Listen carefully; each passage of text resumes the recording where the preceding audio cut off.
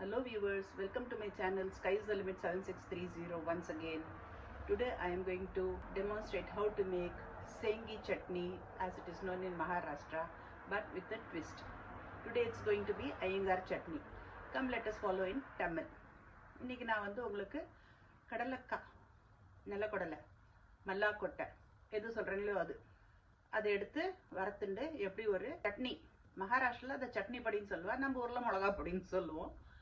அது எப்படி பண்ணுறது அப்படின்னு உங்களுக்கு இப்போ நான் டெமான்ஸ்ட்ரேட் பண்ணுறேன், வாங்கும் பார்க்கலாமா. இன்றைக்கி நம்ம பார்க்க போகிறது கடலைக்காய் பருப்பு சட்னி, அதாகப்பட்டது சேங்தானா சட்னின்னு சொல்லுவேன், அது பார்க்குறோம். கடலைக்காயை நல்லா வறுத்துண்டு, கடலைக்காய், நிலக்கடலை, மல்லாக்கொட்டை என்ன சொல்லுவீங்களோ நீங்கள், அதை நல்லா வறுத்துண்டு இந்த மாதிரி தோல் உரித்து வச்சுட்டுருணும். கொஞ்சமாக தோல் இருந்தால் பரவாயில்ல. பொதுவாக வந்து சேங் சட்னின்னு சொல்லிட்டு பூண்டு போடுவா, அதுதான் மெயின் இன்க்ரீடியண்ட்டாக இருக்கும் ஹோல்டு பண்ணுறதுக்கு. இந்த இடத்துல நம்ம வந்து கடலைக்காய் பருப்பு, மிளகா பொடி போட்டுக்கிறேன் மகாராஷ்டிராவில்.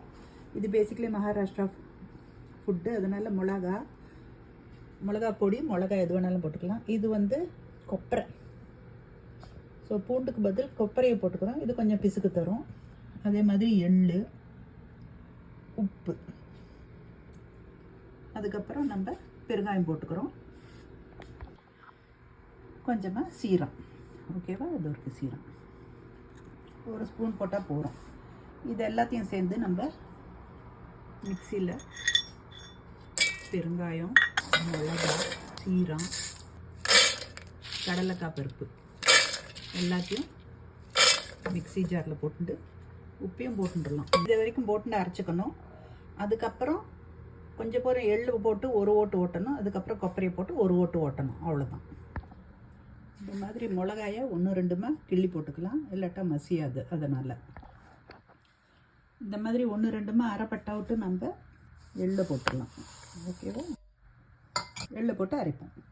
இந்த பதத்துக்கு வந்தால் விட்டு அதாகப்பட்டது இன்னும் ஒரு ஓட்டு ஓட்டினா விட்டு கொப்பரையை போட்டுக்க வேண்டியது தான். கொப்பரையை போட்டுண்டு கொஞ்சம் போகிற வந்து காஷ்மீரி மிர்ச்சி பவுடர் போட்டுட்டோம்னா நல்லா கலர் கொடுக்கும் இந்த பொடிக்கு. காஷ்மீரி மிர்ச்சி பவுடர், உப்பு, மிளகா பொடி எல்லாமே நம்பாத்து டேஸ்ட்டுக்கு ஏற்ற மாதிரி நம்ம போட்டுக்கணும், அவ்வளோதான். கொப்பரை, எள், கடலைக்காய் பருப்பு எல்லாமே ஆயில் பேஸ்டுன்றதுனால நம்ம அரைக்க இந்த மாதிரி கட்டி கட்டியாக உண்டையாக வரும்.